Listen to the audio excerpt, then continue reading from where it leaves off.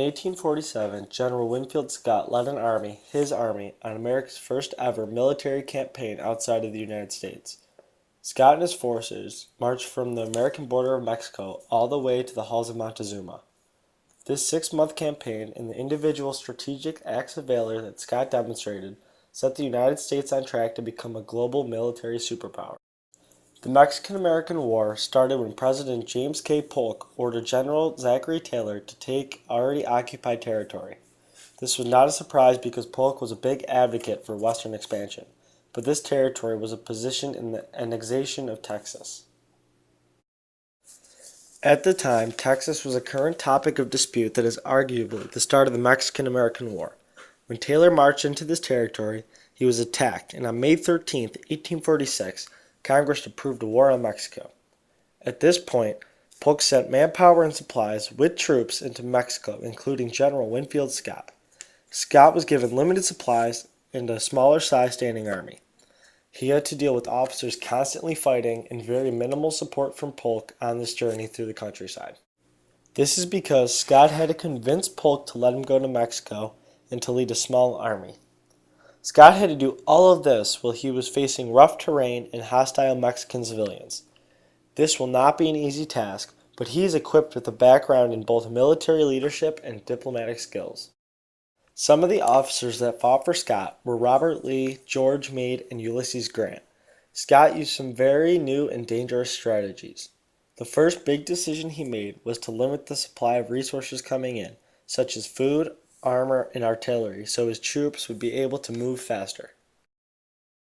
This type of strategy influenced Grant's Vicksburg campaign of 1863 and William T. Sherman's March to the Sea of 1864, which both proved to be successful. Scott also influenced Lee in a very different way. He was influenced by the way Winfield acted both as a gentleman and his command on the battlefield. Scott was seen as a gentleman and acted the part of a very respectful leader. He was not only respected as a leader of his troops, but as a general on the other side of the war.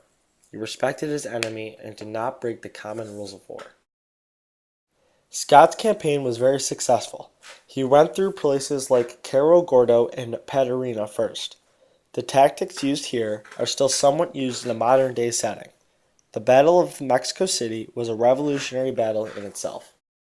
On March 9, 1847, U.S. forces under General Winfield Scott invaded Mexico 3 miles south of Veracruz. They encountered little resistance from the Mexicans, massed in the fortified city of Veracruz, and by nightfall, the last of Scott's 10,000 men came ashore without the loss of a single life. It was the largest amphibious landing in U.S. history and not surpassed until World War II. By March 29th, with very few casualties, Scott's forces had taken Veracruz and its massive fortress San Juan de Ula. On September 14th, Scott's forces reached the Mexican capital. This is huge for a U.S. general to enter a foreign country and to come out the next morning without the loss of a single life. Then they only lost some lives and still advanced onward to Mexico City. On the way to the capital, they faced many challenges. One of the major challenges is they had to march through very rough terrain that was never been marched on before. Eventually, they lost their way and couldn't get through the way they wanted. Captain Lee's experience were documented. The author writes, once again, Captain Lee's renaissance was invaluable. He found an unguarded way through the marches, which was partially underwater, and the American army made its way through there. The Americans thus moved closer to the city. It shows that the Americans savaged what they could and advanced through the terrain to Mexico City. Captain Lee would prove to be a reliable officer that would express these given talents in the Civil War.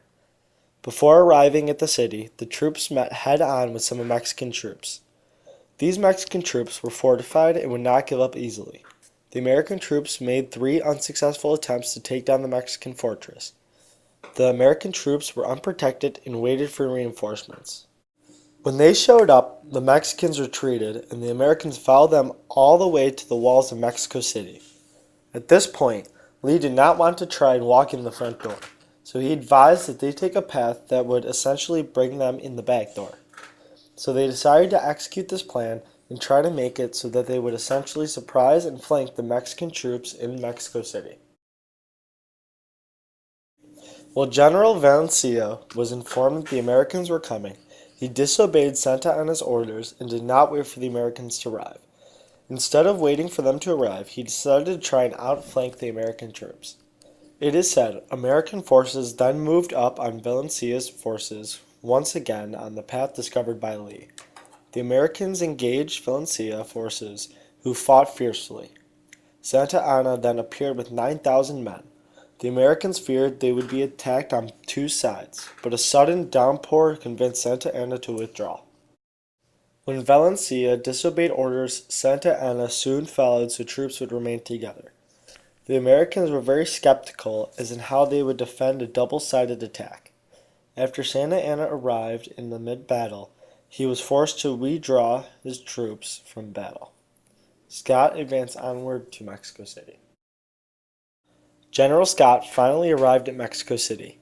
On September 14, 1847, General Scott's army entered Mexico City, where it was greeted with very violent public demonstrations. For 3 days, angry mobs resisted the U.S. occupation of Mexico City, prompting Scott to declare martial law. The soldiers were harassed and some even died from the public demonstrations. This is only at the beginning of the taking of Mexico City. General Winfield Scott writes, "At the termination of the interview with the city deputation, I communicated, about daylight, orders to Worth and Quitman to advance slowly and cautiously towards the heart of the city, and to occupy its stronger and more commanding points.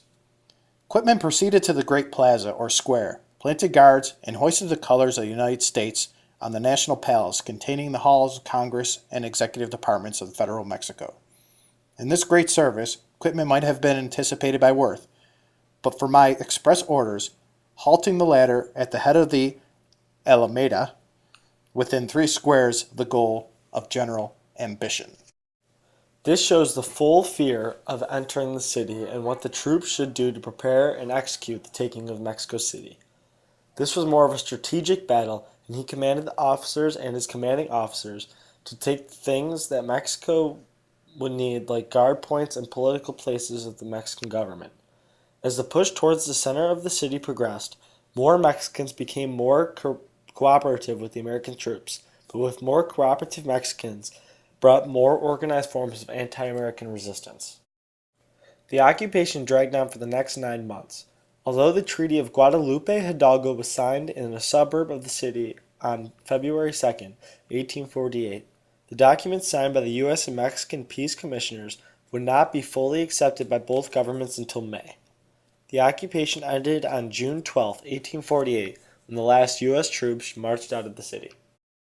Even when the peace treaty was signed, the harassment and anti-American groups remained active.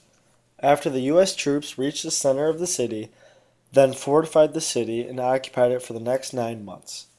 On some of the final days before the departure of Scott's troops from Mexico City, he writes about the deaths and injuries that he had witnessed through his ranks.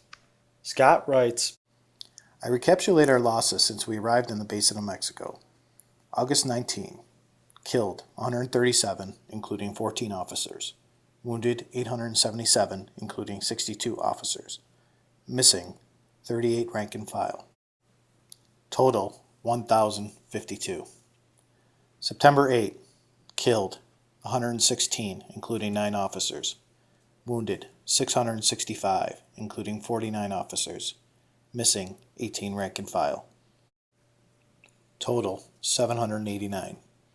September 12, 13, and 14. Killed 130, including 10 officers. Wounded 703, including 68 officers. Missing 29 rank and file. Total 862. Grand total of losses 2,703, including 383 officers. General Scott didn't only care for the battle, but he cared for his troops, and the enemy's troops. He took very good notes of what was going on that specific day. He cared for the United States and the troops that went to war. He appreciated all the work and nationalism that was demonstrated in his time throughout Mexico in the Battle of Mexico City. He was the longest-serving general, serving from the War of 1812 to the Civil War.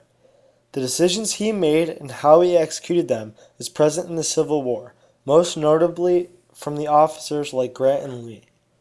His actions in the Battle of Mexico City and his journey through the northern basin of Mexico set a guideline for many of the actions and tactics by generals in the future.